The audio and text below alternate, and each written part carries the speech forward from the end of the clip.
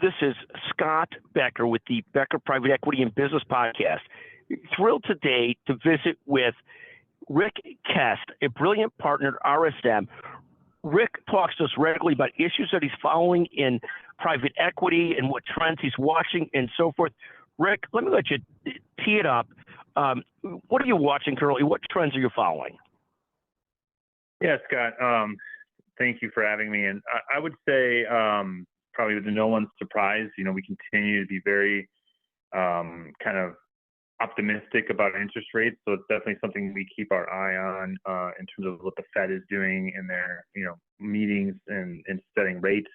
Obviously, we look at employment data, trying to figure out what's happening from an employer perspective and kind of the labor force and how that impacts our clients. And then we continue to watch inflation, but I think, inflation has become something where, it's been a little bit more, I guess, predictable and a little less volatile and, kind of scary at the same time. So I'd say our biggest area of focus right now is really around interest rate environment and being hopeful that, we see some downward action from the Fed in sometime in 2024, which we think obviously would, be a big push forward for our clients that use debt to, finance a lot of transactions.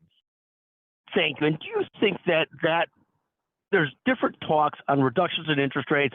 I think we've all probably gotten out of the clarity out of the system that the Fed's not going to reduce interest rates in March, absent something unusually happening.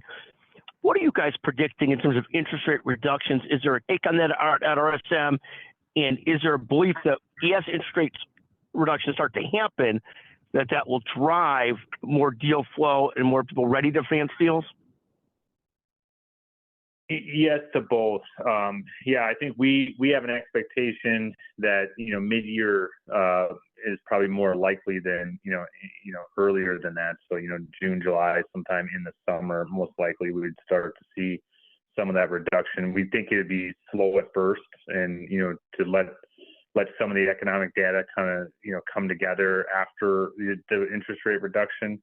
I mean, obviously, interest rate has a pretty direct correlation to inflation.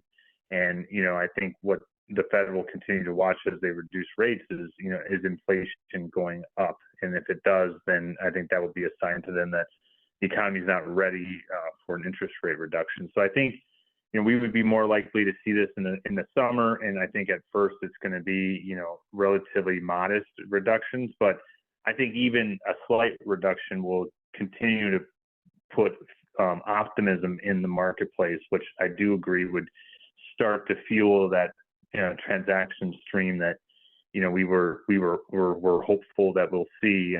If nothing else for our business's purposes, we obviously do a lot of work around transactions, so deal flow volume going up would be very accretive to our business individually. No, thank you very, very much. And as you look at this year, Rick, what are you most excited about and focused on as we get towards, get going seriously into 2024? I'm still really, I guess, excited that, we continue to add jobs into the workforce, and we still see pretty healthy amount of jobs being added on a monthly basis, and inflation is staying relatively stable. So I think that's a really good sign from an economics perspective that, the economy is in a really strong position. So I'm hopeful that those two data points will continue to give the Fed the reason behind reducing interest rates. So, that's probably my biggest, optimism point right now is we continue to add a lot of jobs, and unemployment is still really, really low, and inflation is starting to feel a little bit more predictable. So I think that's really where my optimism sits. Fantastic. Rick, anything else you wanted to share with our listenership today on the Becker Private Equity Business Podcast? Again, Rick Kes, RSM partner, brilliant leader. Anything else that's top of mind? Not much. Obviously, in a couple of days we'll have the Super Bowl, so I'll be interested to see.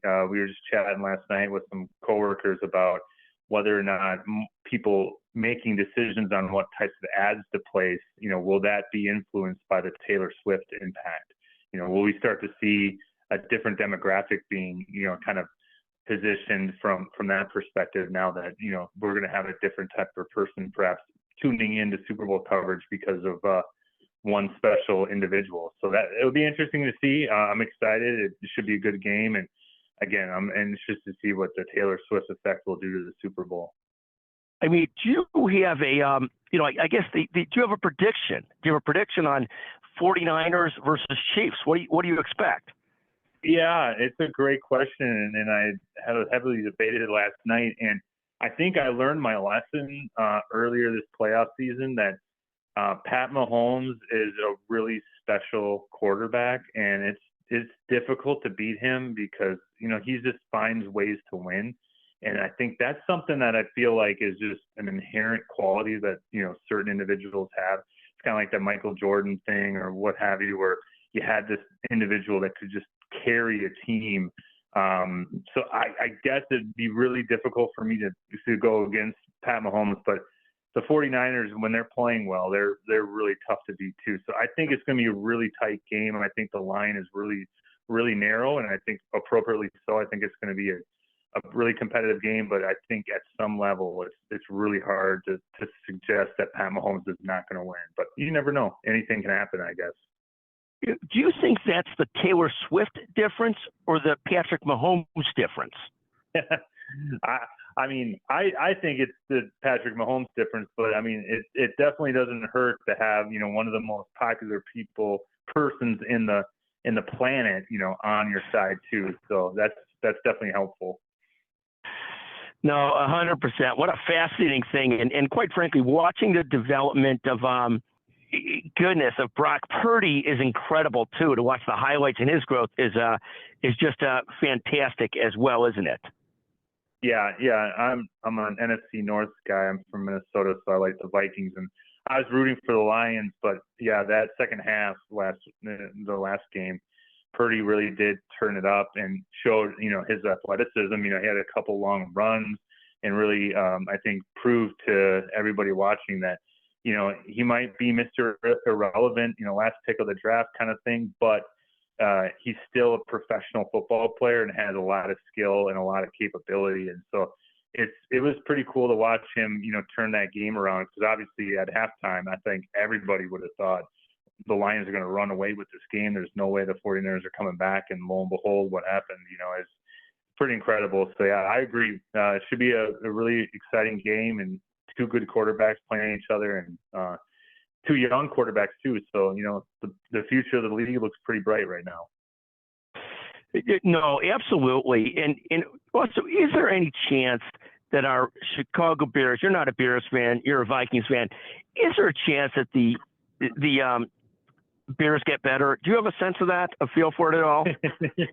Well, I mean, they have two draft picks that should help quite considerably, I would think. And, I think, late in the season, they ended up getting Montez Sweat, and I think he really changed that defense and really, showed that defense is still pretty darn good. So, I mean, I think the Vikings are going to have a really hard time, in the next couple of years between the Packers and the Lions. And then, if the Bears play their cards right and, use those draft picks and add some talent, I mean, I think the NFC North is going to be a really tough division for some time yet.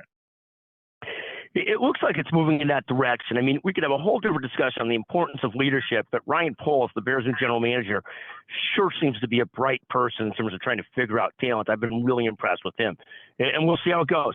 In any event, yeah. Rick, I know we digressed onto football and Taylor Swift and everything else, but thank you for your thoughts on everything, including the private equity market and interest rates and more. Thank you very much for joining us today. Of course. Thanks, Scott.